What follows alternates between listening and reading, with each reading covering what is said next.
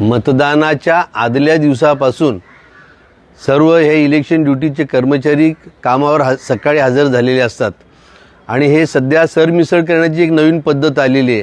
म्हणजे ग्रामीण भागातील या महापालिकेचे दुसऱ्या महापालिकेत असे कर्मचाऱ्यांची सरमिसळ केलेली आहे।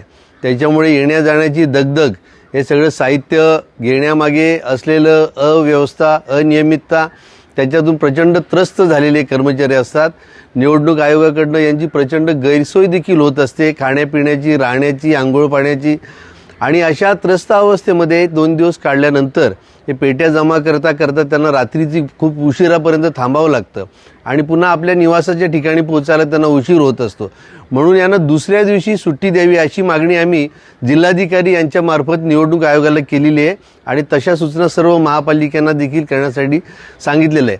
निवडणूक आयोगाला आमचे शालेय कर्मचारी नेहमी सहकार्य करत असतात, तर आमची एक छोटीशी मागणी आहे, ही निवडणूक आयोगाने गांभीर्याने घ्यावी आणि मतदानाच्या दुसऱ्या दिवशी मतदानाच्या ड्युटीवर असलेल्या, इलेक्शन ड्युटीवर असलेल्या सर्व कर्मचाऱ्यांना एक विशेष रजा म्हणजे वाढीव रजा दुसऱ्या दिवसाकरिता द्यावी अशी मागणी आम्ही केलेली आहे।